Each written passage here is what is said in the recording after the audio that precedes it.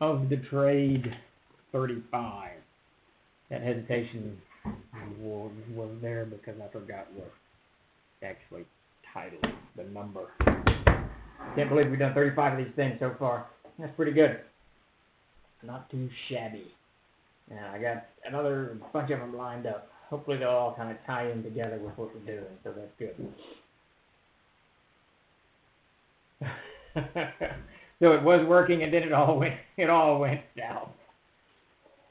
That sounds like my day. I dove into the QuickBook files for 𝐓𝐫𝐚𝐝 Productions and thought I'll just get this taken care of right quick and get it over to the accountant.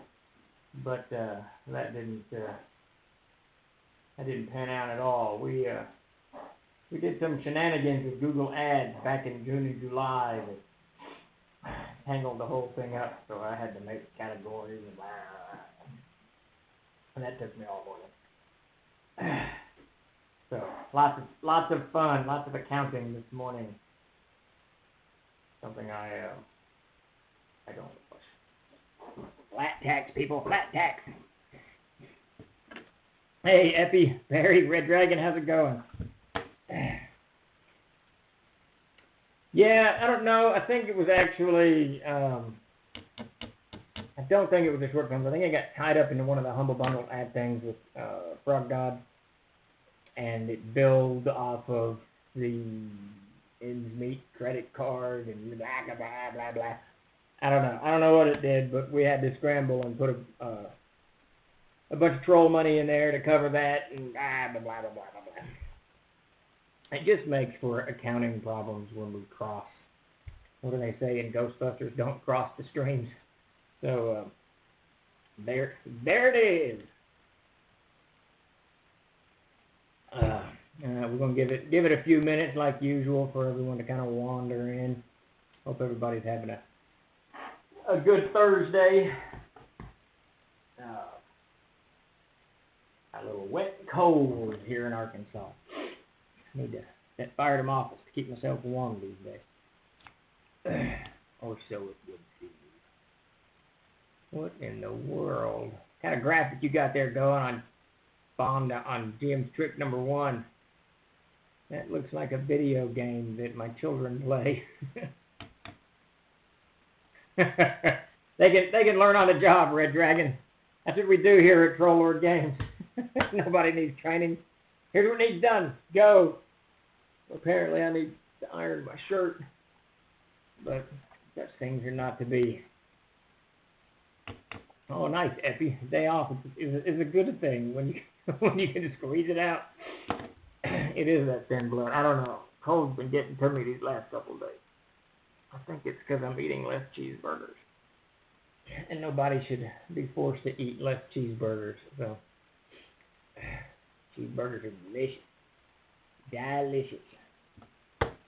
Alright, we'll give it a couple more minutes and dive into background material for players. Mull Dr. Pepper. I mull over whether I'm going to have a Dr. Pepper. Drinking Dr. Pepper for me has become kind of a religious experience, so I don't deviate from the ceremonial approach that I have created over the years.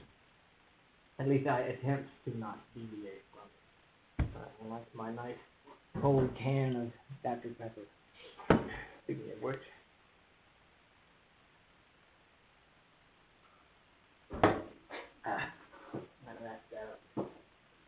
wraps that up nicely. So, Tuesday we went over all kinds of stuff. Kickstarter news, World Anvil news, Fantasy Ground news, kind of pushing into some new areas for Troll Lord and trying to rev some up. So, hopefully this all comes to pass. But looking at these GM's tricks, we're building up quite a few of them now. I think we've got, and this is 35, and I think we did them sequentially from number 1. The angels sing whenever what is that? When a bell rings, an angel gets its wings. When a Dr. Pepper pops open, I don't know pop tops anymore, but when a Dr. Pepper's open, an angel gets its wings. Is that what it is? I'm pretty sure that's what it is. Alright, let me refresh this mess before we dive into it. But what I started to say, we got,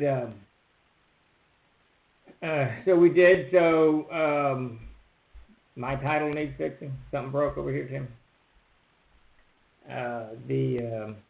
We're getting to the point where we're going to have a little bit of a book. I know Tim and some of his cohorts are working on getting these things organized by subject, and so people can kind of access them a little bit better. Oh Lord, Epi, I've had, if you get it in a bottle here in Arkansas, it comes from southern Texas. That's where it's bottled, the glass bottle, not the plastic bottle, and it's got the imperial cane sugar. Is that what it's called? Imperial sugar in it. And ooh, that stuff's sweet. I haven't had any officially from Mexico, so that I know of. I may have. Had some Coke. We can get bottles of Coke here made in Mexico. Coke's best over ice. Coke's delicious, but it's best over ice. Good in a glass bottle, not good in a can. There you go. Bring it on up. I'll give it a whirl again. I won't promise I'll like it, but I'll definitely drink it. I'll drink Dr. Pepper about any day of the week. All right, 2 more minutes, and we're going to dive into, what are we doing today? We're doing background settings. So we got a series of these things planned. I think we've got the next 4 planned out, and I know today's and the next 2 at least are, if I can get to it, there we go, are linked. Kind of building one off of the other. Keeping the game on track will be next week. Is that right? Yeah. And then after that, shifting gears, changing your game mid-stride. And then we've got yeah. So for the next 2 tricks of the trade, we're going to kind of tie them together. And the theme that I'm working with is, oh yeah. Now this is the old one. I forgot to swap it out, so I'll try. I'll try not to rock too much because it squeaks so bloody much. I do like that other chair though. And the good thing, I don't think you can see it from the camera, but if you look at this chair, the arms are immobile, and I can't fit this chair under the desk. So when I'm done sitting at the desk, the chair's in the middle of the bloody room, and it drives me absolutely nuts. But that other chair, the arms fold up, so I can slide it under the desk.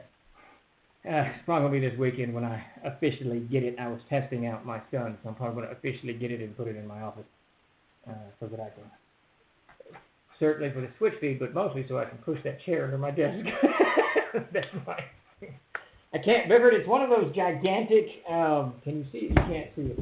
It's one of those old school desks that the teacher would have had in the 1950s. So this thing is iron, it's just whatever, made in 1954, I think is what's stamped on the back of it. You know, it's got the 3 drawers on the side, a drawer in the center. I bought about 8 of those years ago for the Trolls, and they're everywhere. They're in the mailroom, they're in the print shop. A couple of them ended up at my wife's office, so they're just good, sturdy desks. You can roll them down the driveway, and they come out the same shape that they went in. So anyway, so on these gym tricks of the trade, we're going to kind of do, no, I don't need a new desk. I love my desk. Hear it? Just beautiful. I'd get a picture if I could. There's probably some somewhere, but it's just a good, nice, old, solid desk. It's also got those little trays that you pull out, you know, for when people typed, when you had to transcribe stuff, so you could pull the tray out, and you put the letter here, and you sit here and type here on your thing. Absolutely wonderful. Need a targeted. That's up to Tim and Chuck. If they get me equipment, I'll use it. Otherwise, we're going to use this good old snowball. Beyond that, I'm just along for the ride. I barely know how this stuff works to begin with. So anyway, so into Jim's tricks of the trade. So one of the things that kind of occurred to me, and it happens to everybody, every dungeon master, GM, TK, whatever it is, your game's going to get derailed. Now this derailment comes from any wide variety of sources. It can be something as simple as some football scores come across the phone and get everyone fired up about who's going to the Super Bowl. or who's not going to the Super Bowl. That's actually afflicted our table recently. But or it can be some jokes are made, or people get bored. I mean, there's 1,000 reasons that games can get derailed. And I got to thinking about that and how I tend to handle that, and trying to bring some of the ideas to the gym tricks of the trade on how to handle it when your game begins to get when it starts to derail. So what I try to do as a GM is prep for that. I've run enough games that I know it's going to get derailed. I used to get very angry when it would be derailed, and I would, punish the players or dock them experience points was my big thing. I would hold up my pencil, and if they saw the eraser, they knew they were losing experience points, and that usually kind of, put it back on track, but not always. Frequently, people didn't care, and they just plunged on. So, and sometimes the game would get so just, knocked down a whack that there's no real good recovery from it. You almost have to walk away from the table. But so over the years, I've kind of designed a few things that I try to do to prep for that eventual derailment, and it's really just getting your armor on as a GM. That's all it is. It's prepping for the encounter that you know is coming, and derailment is thy name. So primarily what I do, and this is this week's GM Tricks of the Trade, to prepare for it. There's not a lot you can do because you don't know when or how this derailment is going to happen. You don't know. I mean, it can come from your most dedicated role player who just whatever sends him off on a tangent, and it's a joke fest for 45 minutes, and now everything's kind of off kilter there. So because you don't know where it's going to come from, and you certainly don't know when it's going to come, and this could be your fault too. I mean, it could be that you describe something funny, and it comes out funny, and then that starts it, or what you're running is boring. Maybe they get bored and they just kind of sitting there. I remember years ago I was in a game where cheese and wine and food became a huge part of this role-playing session. I made it about, I couldn't have been 30 minutes, about 20 minutes before I attacked Todd's character just to get something going. So it's tangents, yes. So any number of things can derail a game. And so prepping for it, getting ready for it is a difficult thing to do. So I sat down and kind of formulated what I do, particularly for my players, to help give me tools that I can use later. And all of these tools are kind of woven into the background of the characters. They don't necessarily enter the game during character creation, though sometimes they do. But they definitely start coming into the game in the first, I'd say 4 or 5 sessions, maybe depending on how fast your game is. And maybe we should stretch it out for the first and second level, maybe third, that you're feeding this background material or weaving this background material into the character interactions so that when you need it later on down the line, when the game derails, or for whatever reason, it may not even be a derailment, it may be something you want to pursue this or pursue that. So these are things that you can definitely give at the beginning of play or weave into the game as the campaign or adventure starts rolling down that road. Babunsky, are you hey-manning me, or you're helloing everybody? So Chuck's here. Chuck is helping us with all the stuff, of course, and Babunsky is his stage name here. It's true, we gave up after an hour and played 2 games of Dominion instead of the Mutants and Masterminds we were in because the GM lost all train of thought.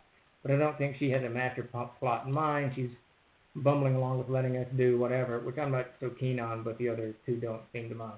Yeah, I mean, that's a good point, because it frequently happens that when you're running a game, if you haven't planned something out, and especially if characters solve something sooner than you anticipated, or kill the monster faster, or whatever it is, your game can just hit a wall. Suddenly you're done.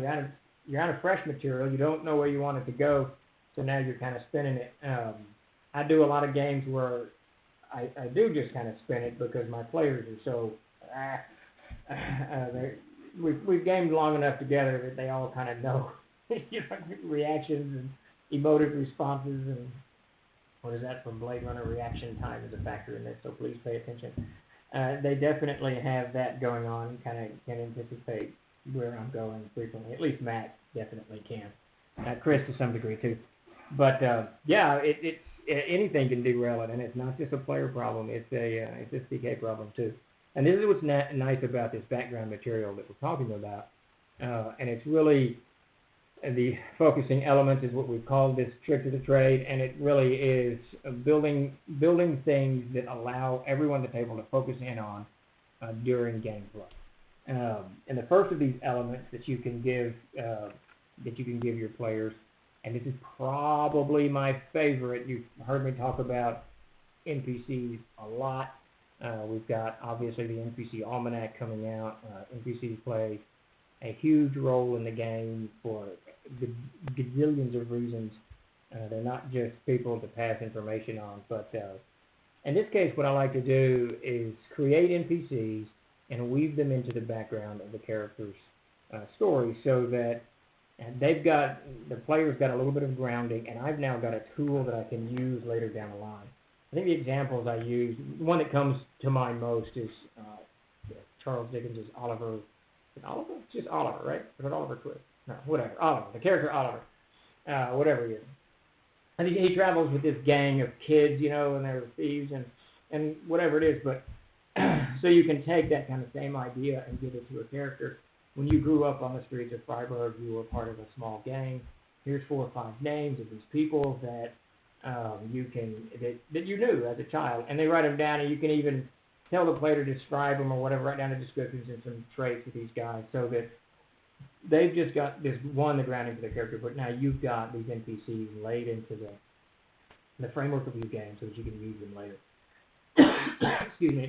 It doesn't have to be something like that. It can certainly be a lord in some kind of feudal network. It could be another priest. It can be parents. It can be family. Though I generally I shy away from using family simply because you never know real world circumstances what someone's family is like. It may not be as good, or it may be better than what you've experienced. So to bring in that too much of a personal touch might break that suspension of disbelief that the player has. So I try to avoid family members as part of this NPC background and focus in on friends, acquaintances, business associates, feudal lords, or people who serve them, or what have you. I think I also mentioned something about there was a marriage contract that you had, and this other individual, because it doesn't matter whether it's female or male, none of that matters. What matters is that they've attached to whatever person that they wanted, that their character is going to be attached to, because it's just a background element. So anything like that to give you an NPC. I'm going to go into this next week's GM Trick of the Trade and the one after that on how to use it. But the short and dirty of that is when the game begins to derail, you can drop that NPC into the mix as a reminder or as some kind of interaction that the players are having with it. It just gives a little bit more oomph to it. Now, when you don't have to go into, in fact, I would recommend, and I'm kind of jumping ahead of myself, but I don't recommend do too much detail on it. Don't go into all of this huge 14-page backstory. That comes later. That comes if the character survives. You definitely don't want to put 14 pages into something and then the character die in game 1 or game 2. But this framework of an NPC that you're putting there is essentially for you to use later, and for the player to use later, and just to give the character a little bit of context. So don't put too much detail into it, but definitely attach the player to this NPC in some way, so that you can reference it later. I think the worst thing you can do is to force your players into what you want them to do. You kill the fun and make it a chore. You have to be ready when some open-ended side quests or even. I think you're talking about what we were talking about earlier. A little bit of structure is good, but you better be able to shift.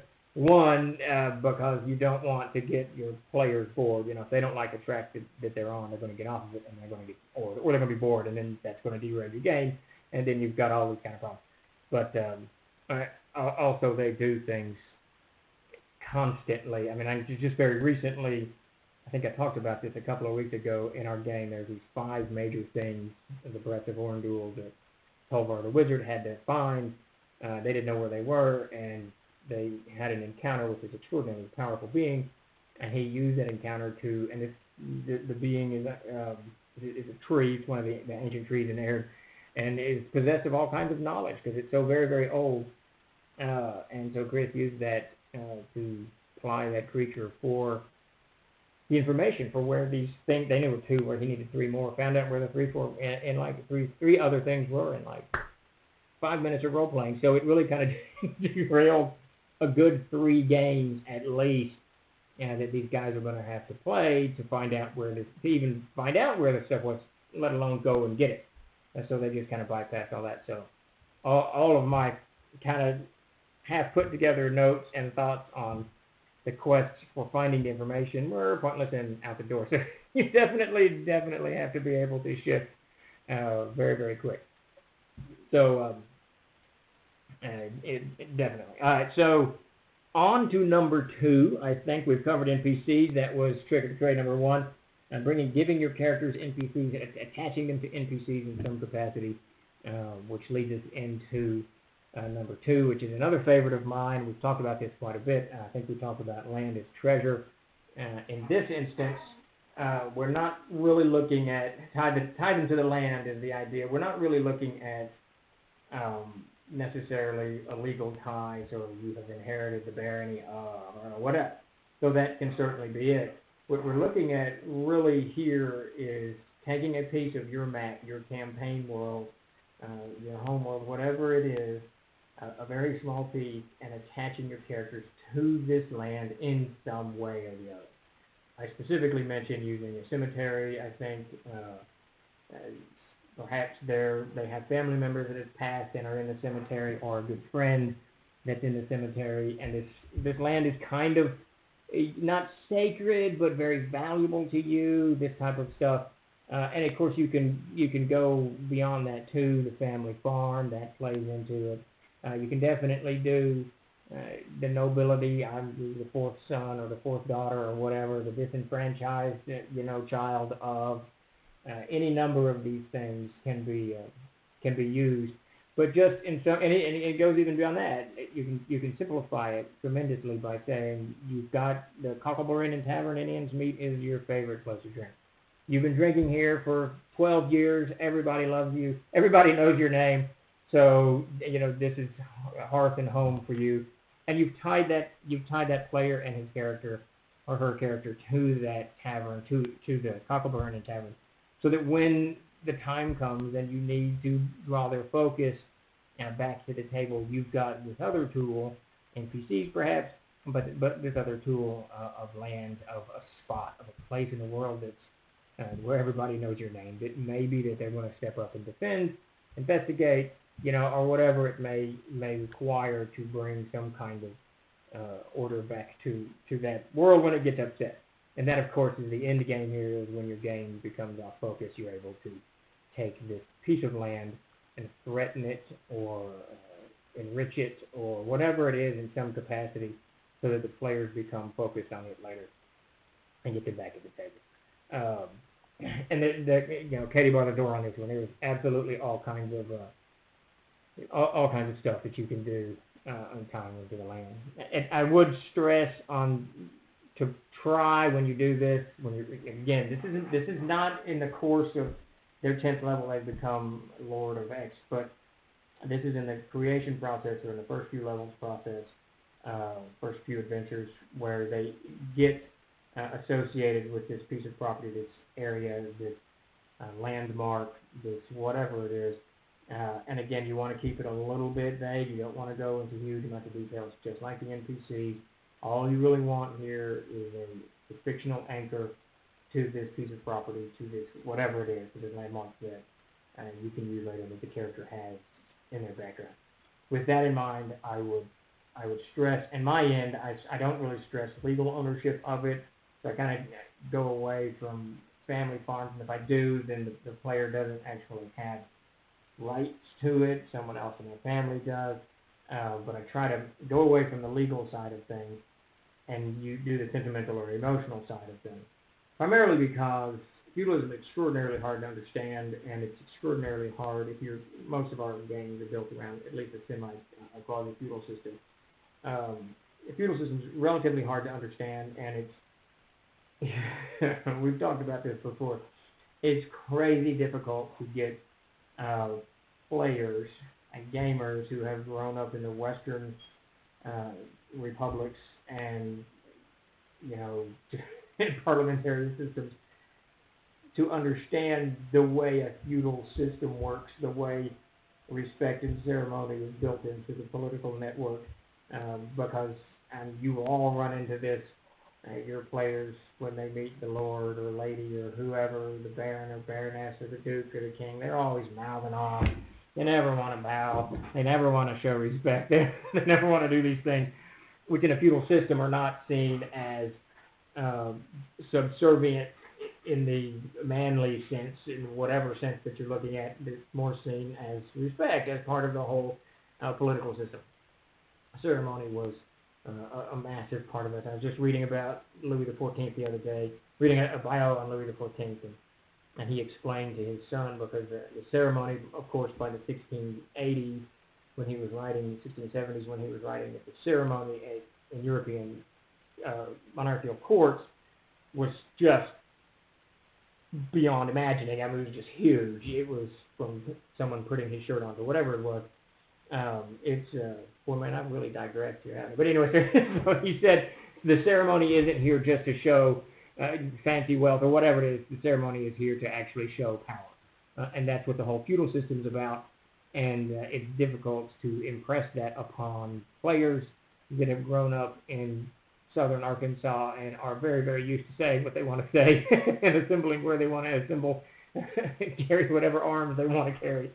So I try to steer away the land ownership thing out of the legal and into the emotional. So when you're building this into their background, it definitely, if you can, go in the sentimental direction. Cemetery, this is where your first love was. This tree has the heart of you and your loved one on it, that type of stuff, so that the players got more of an emotional drive when you need to pull this out of your bag of tricks than a legal drive, which, especially if you got lawyers at your table, it's going to be a mess. And then they're going to start quoting stuff, and it gets all those crazy. I'm working on a tavern right now that may be part of TL2 on my command list. There you go. And that's it. I mean, all you got to do is kind of build that into it. But you can even do it more than that. It doesn't have to be an active part of the campaign. It can be anything that was there in that player's past, a favorite school, a wing of a school, whatever it happens to be. So I definitely use land and put it in your bag of tricks for background so that you can use later to help get the game back on track. Which, as I mentioned, we'll get into next week's GM Tricks of the Trade. We're going to kind of take these concepts. You're basically fleshing out a toolkit here, and next week we're going to discuss on best ways to use these tools to help keep your game from going off track for whatever reason that may be. All right, so let's... political elements are good so long as you keep it kind of tapped down, I think, because later they have a greater role in it. But what you're looking at here is keeping it simple, because if you put too much into this background, if you put too much into this toolkit, then you're narrowing your focus down so that you can only use this tool in certain circumstances.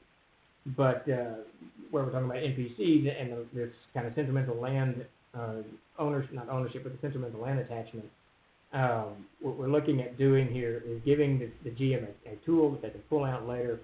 So you've got to keep it vague, you've got to keep it kind of broad-minded, so that whatever situation that is, whether it's the game's derailed because of jokes or the game's derailed because of arguments or whatever, you can tailor this memory, if you will, this part of the player's background to help drive the game forward.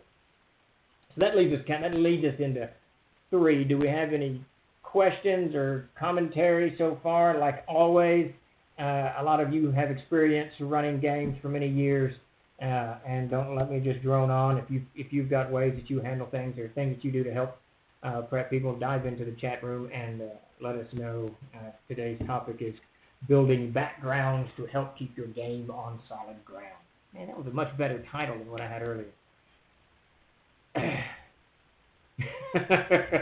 Yeah, I finished my Dr. Pepper. I'm underwater. Got no cashews here. You're welcome. All right. So, let's dive into number 3, keepsakes. So, we talked about treasure a couple of weeks ago. We talked about different ways of getting treasure, and one of the things that we talked about specifically was extraordinary items. That's sort of what I'm talking about here, but not really. This isn't something that's some, crazy invention or this tapestry or a loom or whatever it is that you may find on the trail. These things are those small things that all of us, not all, but all of us tend to keep because of, we couldn't even begin to tell you why. I think the funniest keepsake I ever had, I was in London a gazillion years ago, and there was an old man at Hyde Park, and he was selling little red ribbons that were to raise money for World War II veterans or something, some charity involved with World War II. And I bought one for a pound or a pound and a half or 5 pounds. I can't remember how too long ago. But I kept that little red ribbon for years and years and years. And there's a good chance it's still in a trunk somewhere that once I'm gone and turned to dust, my children will be looking going, what the bloody hell is this? But that's kind of what that's the type of keepsake that I'm talking about. These things that have no real particular value on the market. You can't sell them and make whatever. But they're important to the actual character for whatever reason. And the thing that came to mind most was I kept envisioning when I was writing the Tricks of the Trade, a book of poetry. I don't know why. I think it's because I watched the episode of The Simpsons the other night where it's a Halloween episode where Edgar Allan Poe's Raven was pounding Homer Simpson across his house. So I've had kind of poetry on it. I'm not a huge fan of poetry, but I've got poetry on the brain, and I think it's Edgar Allan Poe, so I'm sure that's where that comes from. But so I got to thinking that a nice keepsake item is just a book of poetry that they have for whatever reason. And the nice thing about books, now you can do it with, obviously the keepsake can be anything. It can be a locket, a broken hilt of a sword, just the sky's the limit. Any item that you see, a mug handle, and none of it matters. What matters is that it's a keepsake that they keep for some reason. You're going to have to give them a reason to actually keep it. But then, and again, this is just part of this toolkit to allow you to use these things, to pull these things out later when the game is derailed. So, in my head, in the head, the nice thing about the book side of things is you can build a mystery around it. Let me back up a little bit. The problem with keepsakes in this context is actually getting the player interested enough in a keepsake to keep it. You might have a cool concept for this, whatever it is, this little red ribbon, but you've got to make sure that you impart that to the player so that they keep it on their character. And that's not that easy because players like to govern their characters, and they really don't like it. Generally speaking, they don't like it when GMs get in and muck around with their characters.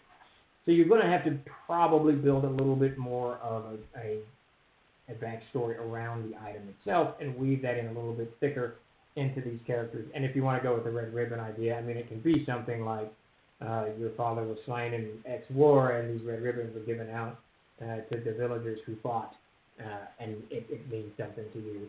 The key to making this stick, giving it a little bit more staying power than the other things, because they're items that the players may not generally want nor care about, is you've got to mention it a little bit more often than you do the others. The NPCs are going to kind of leave,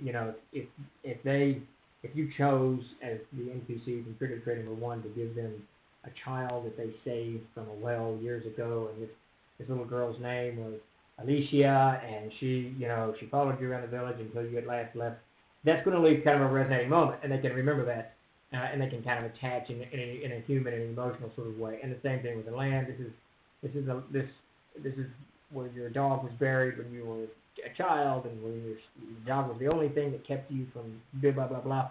So this little piece of land has many keepsakes, a little bit different. Unless you build a little bit more backstory up and around it, there's a good chance they're not going to pay any attention to it. But the key is that they write it down on their player character sheet.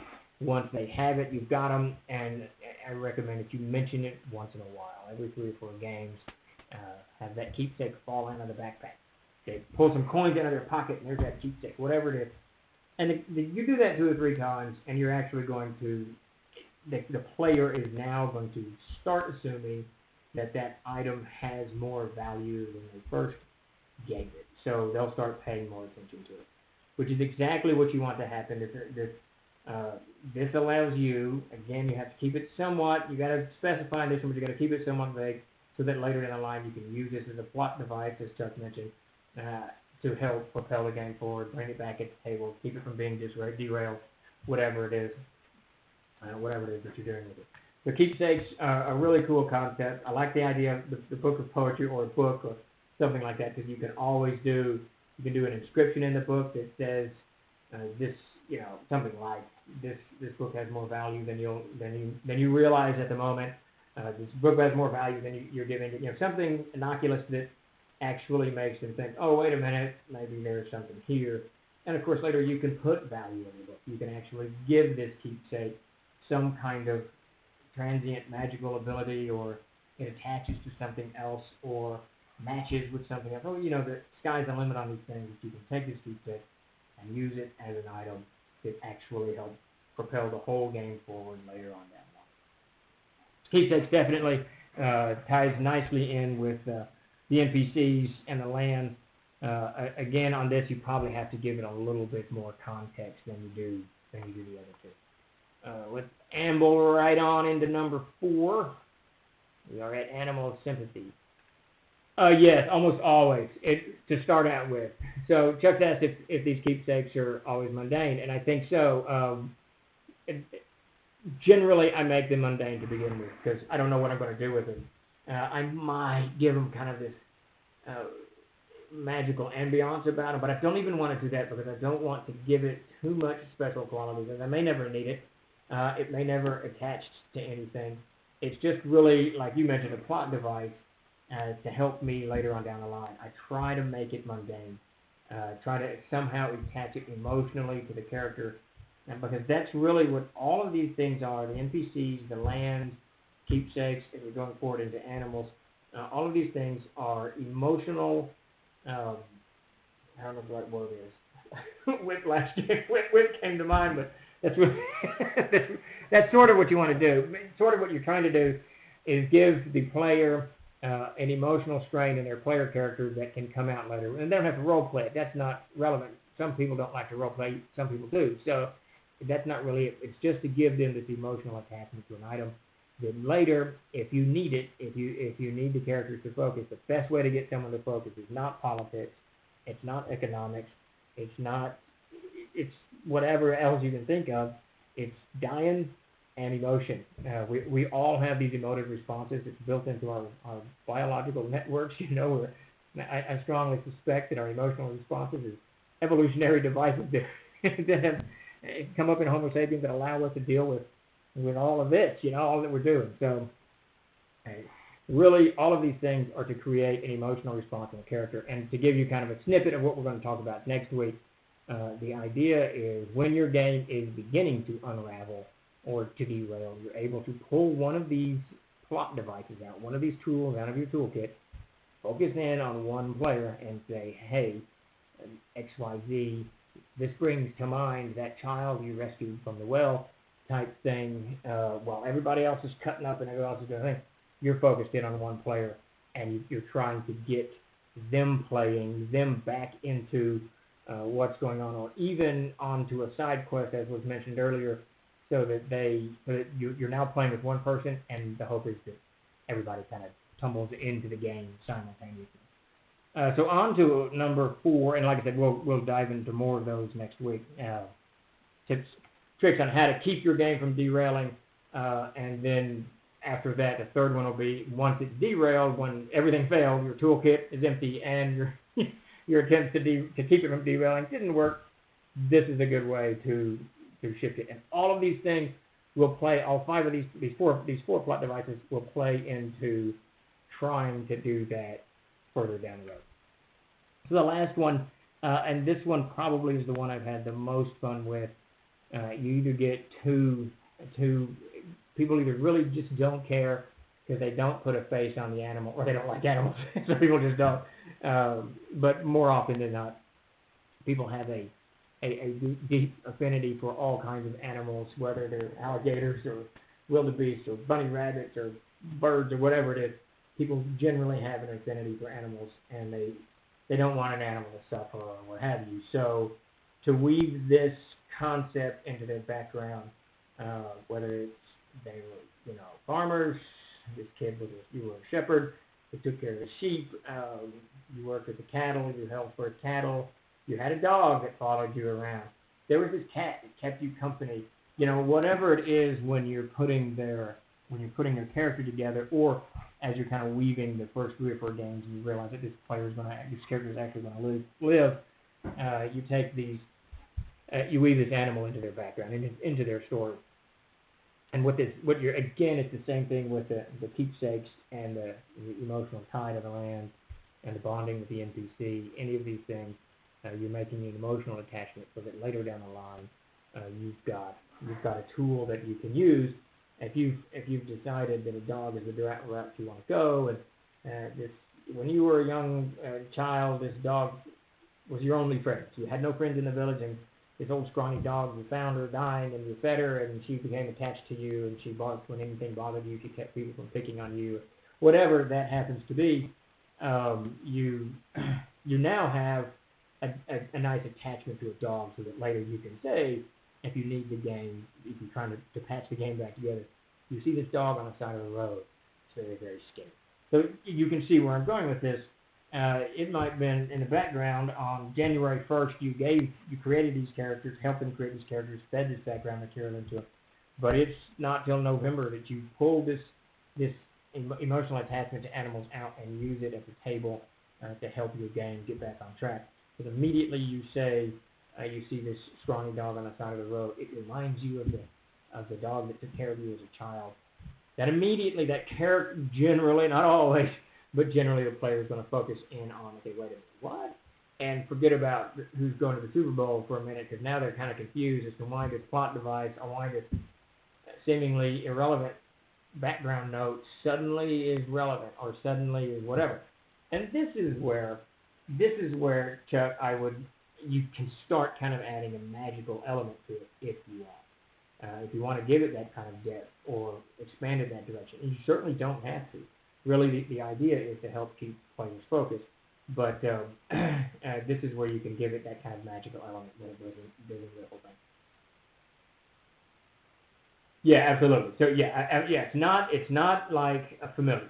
I wouldn't pose it like that at all. It's just build animals into their background in some capacity. And if you know any farmers, and you probably do, any people who've grown up on a farm, talking to my dad, he grew up on a farm, my mother, they had attachments to animals deeper than people who didn't grow up on a farm. Despite the fact that they have to slaughter sheep and slaughter cattle and kill chickens or whatever, there's still an emotional attachment because they're living with these creatures all the time. And, so you're taking that kind of concept. And it doesn't have to be a farmer, of course. It can be anything, anywhere along the line. I mean, you can say something as simple as you work at a slaughterhouse, and it was your task to shuffle the cows down the chute to slaughter, and it always made you sad. That's it. You're done. That's the background material that you've now attached that person to, to the cattle and to the slaughter of the cattle. You've got an emotional moment that you put in the toolkit, and so that you're moving on, and you don't want to build it too much. You don't want to do all of this, like I mentioned earlier, 3 or 4 pages. You really just want a couple of notes here to convey concept, so that when it comes time to use this, or when this comes into play, you can detail it at that point, because you don't know what you're going to need it to be, a year later when you're still running the same campaign and the same adventures. Yeah, that's absolutely perfect. Silence of the Lambs. Yeah, that's actually great. Commander Pete, that's perfect. I can't believe I didn't think of that. I love that movie. Yeah, that's it. I mean, the whole movie is built around those screaming lambs, right? So there's her attachment to a farm, to the sheep, to the lambs, and it plays out through the entire story and comes out later. That actually is the perfect metaphor for the entire strips of the trade that we're talking about here. You're giving them an emotional attachment to whether it's an NPC, a piece of land, a keepsake, or an animal, and bringing it out later to further the story, or bring the story into focus, or bring someone's attention back to the table. And that's definitely what Hannibal Lecter did to her when he psychoanalyzed her and started in on the lambs, and she starts about the squealing lambs and all this stuff. That's absolutely fantastic. Absolutely great. All right, I'm done. Commander, you got it. No, that was perfect. So, but now, so all of these concepts that we've talked about, the animal sympathies, bonding to the NPC, your keepsakes, and everything, the key to making them work for you later, is much like the novelist is going to do, is you've got, in the beginning, you've got to keep it vague. And the reason that you want to keep it vague, and I've already touched on this a number of times, is you don't know what situations are going to come up. This isn't like a novel. The difference between Silence of the Lambs and what you guys are doing when you're running a game, if he wrote that novel and then rewrote it and was able to weave all of his elements together in his rewrite. You don't get that opportunity because when you've been running a game for 8 months and it derails on Tuesday afternoon for no apparent reason whatsoever, you can't do any rewrites. You need to fix it now or it's going to get derailed and you're either going to lose a couple of sessions or that session or whatever it is. Or your game is going to get kind of twisted about. I mean, I've had games get so derailed that we just stopped playing them. Great game. Chris Harris ran a fantastic game for years, about 3 years. Just fantastic game. One of my favorite games I've ever played in. I can't remember why it derailed, but pretty sure it's about taxes. I mean, just a tax issue got involved. But the whole thing just unraveled and derailed in 2 sessions. We never went back to that game. We were at level or something like that. So these are the things that, by keeping this stuff vague, you want to avoid that catastrophe. You want to take this vague concept and later flesh it out to the Silence of the Lambs level, so that it actually is a tool that you can use to stop whatever is unraveling at your table. And if you give it too much detail, if you explain the whole slaughtering of the lambs and the whole this and the whole that, and your dad was this and you had to do this and all that, well, you're starting to narrow your focus where that can really only come into play under certain circumstances. If you broaden the focus in the beginning, and then you can bring it out later and narrow it down as you need to. And the nice thing is, and to kind of round it off, you can tie all 4 of these concepts together. You can give multiple players multiple concepts. There's no reason that one player can't have 2 or 3 of these things kind of woven into their backstory, just very lightly, very vaguely. Or one has each, or however you want to do it. But if you give each player 4 players at the table, and you give each one 2 of these little things, that gives you 18 or 16 or whatever 4 times 2 is 8. That gives you 8 circumstances that you can pull these things out and try to keep your game from derailing. So that's 8 derailments you can try to avoid by giving this material out in kind of a way to all of your players. If that's what I'd recommend. I would definitely try to put all of that. I would definitely try to give more than just one of these background elements to one player. Give one player 2, 3, or 4, doesn't matter. However many you want to do. 2 keepsakes, 3 keepsakes. However, anything that doesn't start getting ridiculous and making the whole background discussion just too much. I mean, nobody wants to know that they've got 11 keepsakes in their pocket. Nobody wants that. So you can easily overdo it and borderline ridiculous, but definitely spread the love out if you can, and give everybody at least 2. I would say 2 of these, or variances of these 2, so that you've got more tools going down for more than just one derailment. Especially if you're like me and you run long games. The campaign we're running long now has been on for a decade, so I would definitely need all 8 of these elements. And again, to focus, it doesn't have to be just background material. This stuff can also come into play during game content, especially the land and the NPC. Keepsakes get a little bit more difficult. Animals, yes, maybe no, but attaching a character or characters to a region. This is you've hunted. Perfect example is a game we're running now, is they've run games in the Darkenfold forever. The Darkenfold is theirs.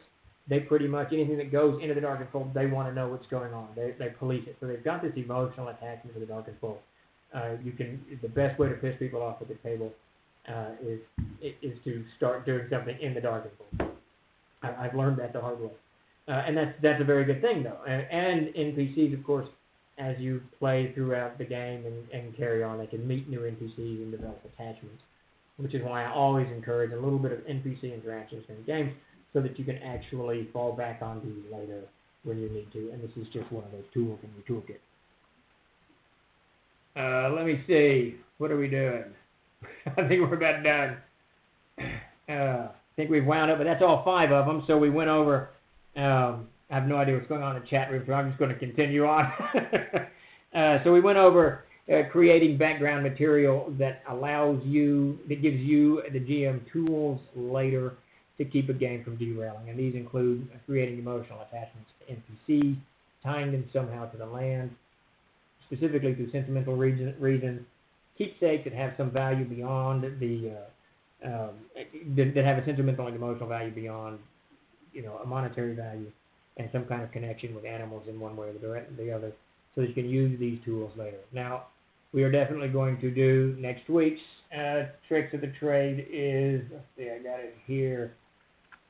Oh, blah, blah, blah, blah, keeping the game on track. So when you begin to see that your game is being derailed for whatever reason, here's some things that you can do to keep it on track. And then the one after that, once it's derailed, how do you shift gears without losing the game? So these 4 things, 5 really with being vague, but there's 4 concepts, and the 5th one is keep these 4 concepts vague. We'll use in next week's and the following week's Trick of the Trade as we discussed it. But a vague prophecy tied to a character count. Yes and no. The thing about prophecies, they're really hard because now you've kind of pinned yourself down to this prophecy has to be this. But if you can make it vague, absolutely. Those are actually cool too, and they never have to come to fruition, right? It's a prophecy that who gave this character. Yeah, so as long as I would say, as long as you keep that vague, that would definitely work. It's a little bit more difficult, only that once you give a player that kind of information, they're going to want to pursue it frequently. They want to go see a sage and find out more about this prophecy. And it starts taking this away as a tool for you and giving it as a motivation for them, which is what you want later. So if you can keep it really vague and make it, and even if they do go to a sage to find out, make it vague again. I do not know what you were speaking of. That type of thing. So it just becomes background noise for them. So if you can use that prophecy to make it background noise and to keep it vague, then probably it would work. I know I got one player table who, man, he just dived into that in a heartbeat. But primarily because I built an entire game around the prophecy years ago, the big game. Yeah, definitely look at that if you can keep it vague. It's a good point. It's a nice addition to it. Any more questions? Let's see. The vaguer and looser, the more points of correlation you can build onto later in the game and continue to remind the players of the original. Yeah, absolutely. That's absolutely right. So long as it's vague and you can keep them from pursuing it day one, then you can build onto it and then you can tack onto it. When your game begins to derail, you can pull that out and say whatever it is. You can bring this at the table. So definitely prophecy. If you can keep it vague and you can ratchet down their high-speed entry speed, because that's what players do. Rumbling and rough and tumble. I'll look away for a few minutes. All right, well, I think we covered all of the tricks of the trade this week with the cool addition of the prophecy. That's a great idea. So throw that into your toolkit, and I'll probably bring that into coming weeks. So thank you for that. Who was that? The original Black Mage. Very cool. And it kind of reminds me to say, anytime you guys have any kind of commentary or things that you do or things that, additions to what I'm talking about, definitely throw it in the chat room and let's get it part of the community. It's a great idea. Lots of ideas out there. So we're not going to do any kind of crazy recap on Kickstarters and everything. We'll have updates coming out next week. Next Tuesday, we've got another Troll Talk, Running Monsters in RPG. No, that's not right. Yeah, that's right. Yeah, that's it. Running Monsters in RPGs. Then we've got our first World Anvil Twitch stream. We haven't announced the time yet, but Tim will be doing that one. He's going to discuss all things World Anvil, how much of the World of Air has gone up and what we're doing with it and where we're going with it. Absolutely mountains of stuff. He and Chuck have both freed up a lot of my time, and as of yesterday, I dove back into Air and started fleshing out some areas, and bringing out old notes and doing all of that stuff. So good stuff there. And then we'll be doing that's Tuesday and Wednesday, and then Thursday, of course, we'll be back with GM's Tricks of the Trade number 36, where we continue our discussion on keeping a game from being derailed. Rhino Dino, wondering if you could do tips on familiars. That's a fantastic subject. You know what? We've got the next 3 loaded. I will put familiars as the next one, which is actually very timely because our 5th edition book, Mystical Companions, which of course is filled with familiars from top to bottom, has the hardcover. I think we've got like 9 copies left. So we got to figure out what we're going to do with that. But that'll dovetail nicely with the whole familiars GM Tricks of the Trade. Love it. Thank you. It's a great idea. We will definitely put that in. All right. Well, without further ado, I have to return to my tax work as it's got to get all this goobly-goop to the accountant. Oh, thank you. Thank you, Snow Quilter. It was driving me crazy. I couldn't take it anymore. And the barber did a good job. All right, so without further ado, I'm going to wander on. Thank you all for showing up, and we will see you Tuesday, Wednesday, and Thursday. And as a quick note, we have talked about moving these shows later in the afternoon, early evening, so that more people can kind of join on. So hopefully that won't derail, what we've got going on here, and make it a little bit easier on you guys. We'll see about that. Chuck and Tim and I are talking about that. So thanks everybody for joining me, and Chuck, Tim, and Troll Lords here, and we will see you hopefully on Tuesday. Thanks a lot, guys. Commander Pete, Red Dragon, M5, Snow Quilter. That will be real. All right, we'll see you all later.